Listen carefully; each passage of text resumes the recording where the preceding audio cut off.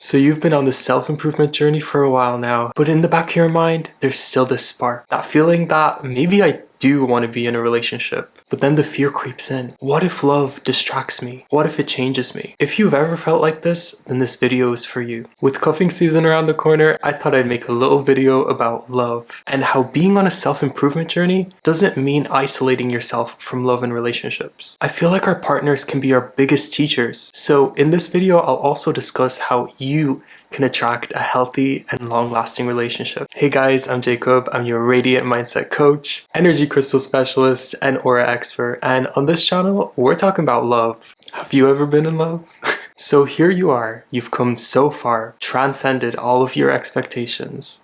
But still, in the back of your subconscious mind, you think about love. Well, why is that? Why, if we've put in so much work into live in these higher selves, do we still long for love? Well, love and feeling like we belong is part of the human experience. In fact, it's one of the strongest motivating forces we have in life.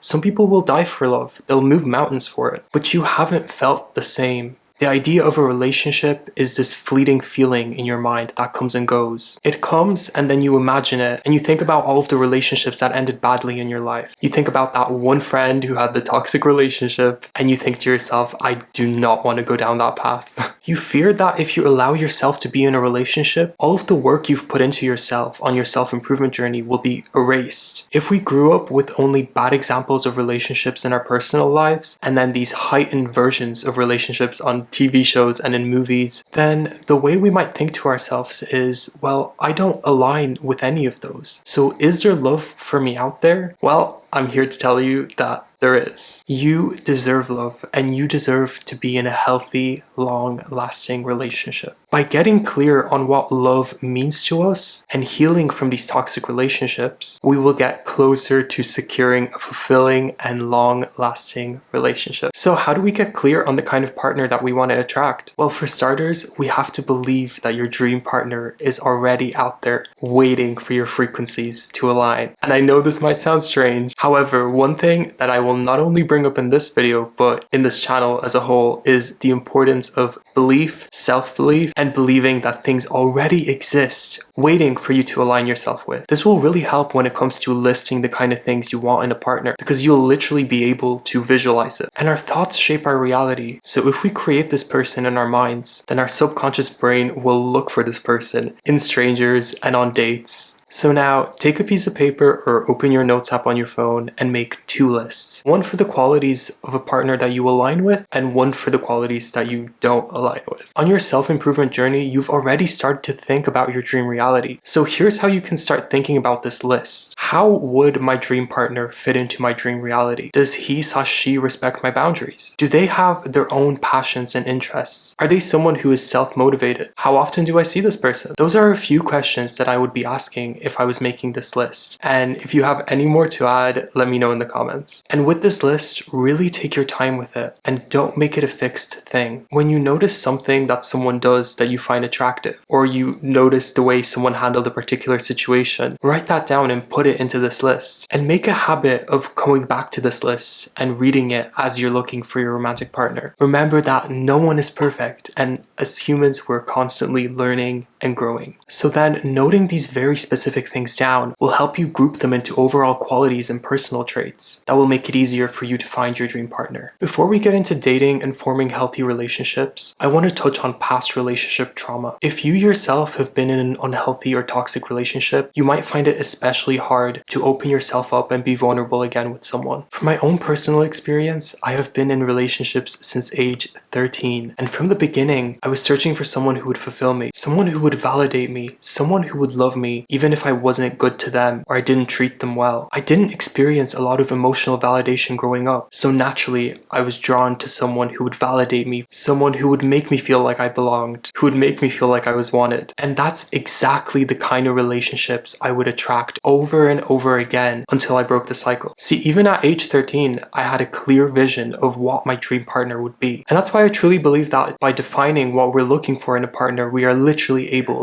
to attract them. And this led to my most toxic relationship, which lasted more than 2 years. And that's why belief and emotional conviction is so important. And I have another video that I've recently made that touches on how our childhood shapes the kind of relationships we form in adult life. So I will link that down below. With our minds, we are literally able to attract the exact kind of person that we're looking for. So doing this while being on a self-improvement journey is not a bad idea. I believe that any healing journey will start with self-love.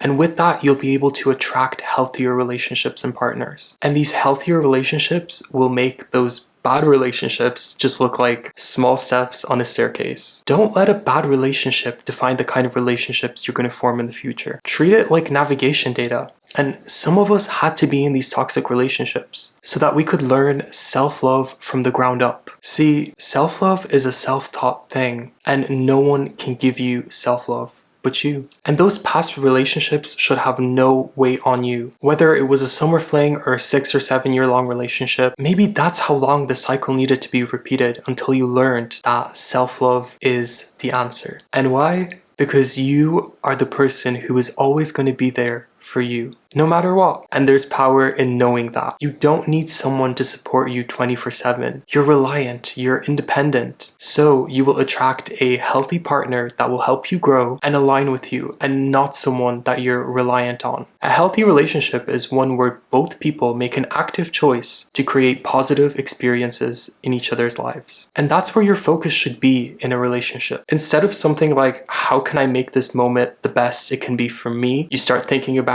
how can we create an amazing moment together. In my opinion, this is the foundation of a healthy relationship. This can be even more effective in long distance relationships. And if you only have a day or two together, if you both put focus on being in the moment and creating a positive moment together, it will lead to a positive and fulfilling relationship. So you have outlined what it is that you're looking for. You have let go of all of those past toxic relationships. You've chosen to see them as navigation data. So it's time to search and explore. So here's my advice. Don't let anyone tell you where and when you can find love. The kind of love that you put out will find you. Real will recognize real. So if it's dating apps or something like speed dating, don't be afraid to put out your authentic self each time. Your authentic self requires no effort. It is in this moment right now. This is something that I might go deeper into in another video, so let me know if you're interested. And even on dating apps, make the photos and the bio that you put on your profile the real you, and just see who you attract. If you are someone who has experienced anxious attachment in the past, the idea of dating might seem like too much. My advice is, don't go into these first meetings with the idea that this person is the one. I know it's so easy to get wrapped up in the ideas of a future with this person and how they're going to be in a few years, but focus on who they are in this moment right now. Get to know the person that you're sitting across from, not the person that you're creating in your mind that exists a few years in the future. Be open and be open-minded, but also be firm on your boundaries. If you're someone who doesn't want to get intimate on a first date and the person you're with does, simply thank them for their time and leave. Knowing your boundaries and knowing the kind of partner that you're attracting will make this process so much easier, as it's not going to feel like you're insulting the person. Rather, you're showing that you respect and you honor yourself, which is important. So eventually, or maybe really soon, you will attract the person that you've been looking for. And I hope that you allow yourself to be open